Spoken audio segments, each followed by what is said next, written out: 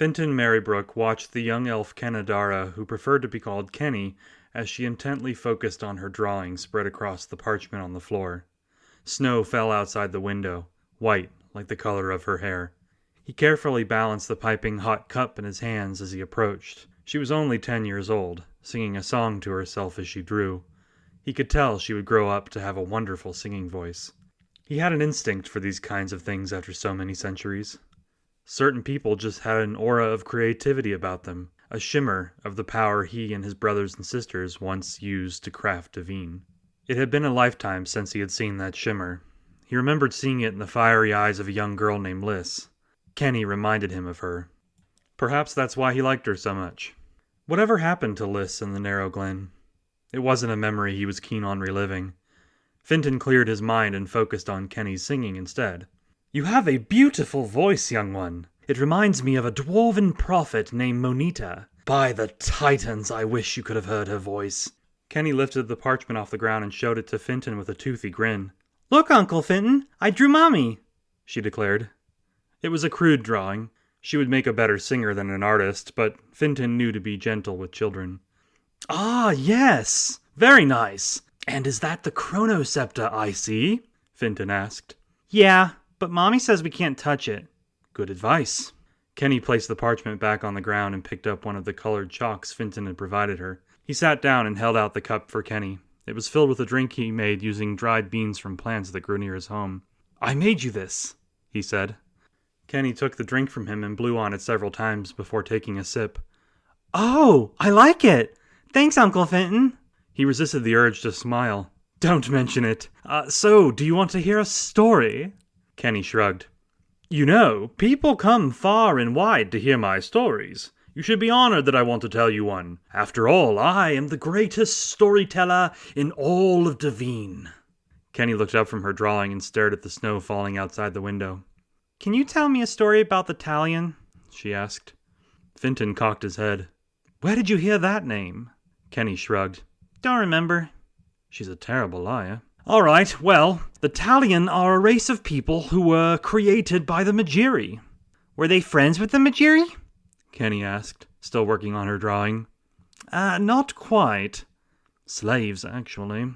This story is about a Talion girl named Velnor. She was friends with a Magiri girl named Lorelei. Of course, Magiri children weren't supposed to be friends with Talion people, so they had to keep it a secret," Finton said. "Why couldn't they be friends?" Kenny asked. Finton had forgotten how curious children could be. It just wasn't allowed," Finton said. He continued before Kenny could inquire further. "The Talion can't control magic the way the Magiri did, but Lorelei gave her friend a gift. A magic pencil. She told Velnor that the pencil's magic could bring anything she drew to life." Finton paused for dramatic effect. "Where's the pencil now?" Kenny asked. Finton searched the vast halls of his mind, but the answer evaded him. "I don't quite recall. You see, the pencil had a mind of its own and could change its form. It's a wand these days, if I'm not mistaken." "Did I mention it talks?" Finton asked. Kenny turned to face him, her blue eyes wide with curiosity. "It could talk?" she cried. Finton nodded. "Yes, and it told Velnor that she could use it to take revenge for her people. All she had to do was draw a monster strong enough to break their cages." Kenny raised an eyebrow. "Why were they in cages?" Finton's words came out in fragments as his tired mind tried to fabricate anything but the truth. "Well, you see, they wanted to be in cages?" Kenny went back to her drawing. "That's weird." Finton sighed. "Yes, quite odd, I agree. Anyhow, Velnor drew the most terrifying monster you could conceive. A beast with 4 heads and 6 arms. Kenny gasped. "That's super scary, Uncle Finton." He nodded. "Yes, but it was powerful. It came to life and tore down the cages. The Talion escaped into the night." "Did the Magiri kill the monster?" Kenny asked. Finton nodded. "Yes, but it took quite some time. By then, the Talion people were long gone." Kenny nodded, setting down her drawing implement to take a sip of her drink. "Whatever happened to the Magiri?" Kenny asked. "Something took them from our world, but That's a story for another time. Suffice to say, magic is a force of nature, and the Magiri were made of it. Such things cannot be destroyed. Not really. They can, however, be banished. Where are the Talion people now? She asked. Still hiding. The Talion do not trust any of the races of Devine, so they chose to remain in solidarity. Not even history remembers them. They're not all hiding, Kenny said. Now it was Finton's turn to raise an eyebrow. What do you mean by that? He asked. A sharp knock came from the door behind him. He stood up and walked over to it. Cold air rushed inside as he opened it. A woman in a green hooded cloak stepped inside, carrying an intricately carved staff. She set it down on Finton's table and pulled her hood back. Her radiant blonde hair cascaded over pointed ears. Sarai? You're early. Is everything okay? Finton asked. Everything's fine. I just had to get out of there. Didn't want anyone to spot me, Sarai said, brushing snow off her shoulders. No, I suppose not. What did you learn?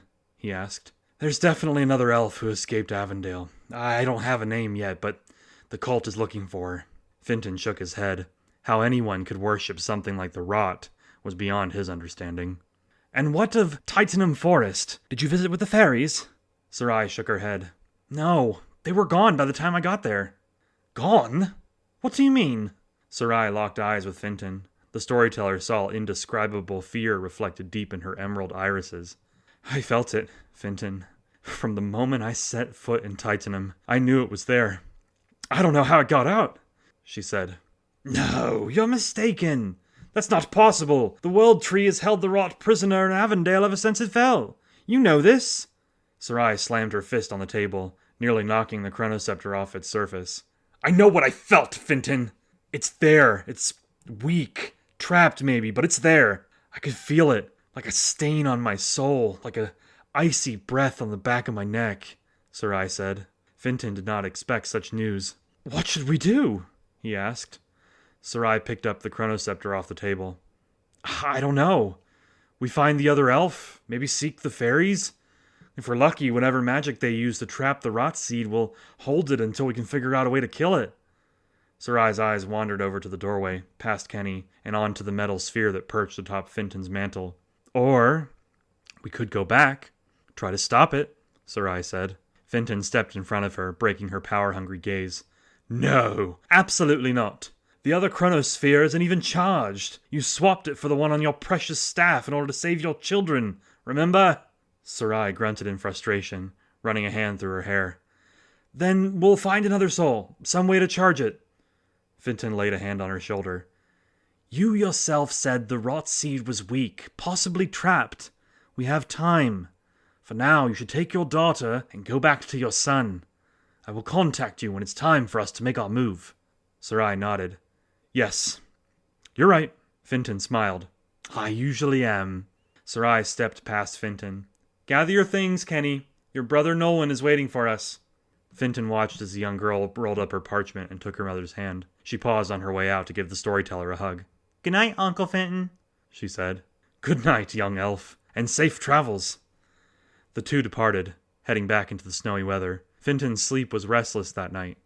The time would soon come when the greatest storyteller in Devine could no longer passively watch, for if he didn't intervene, there would soon be no more stories left to tell.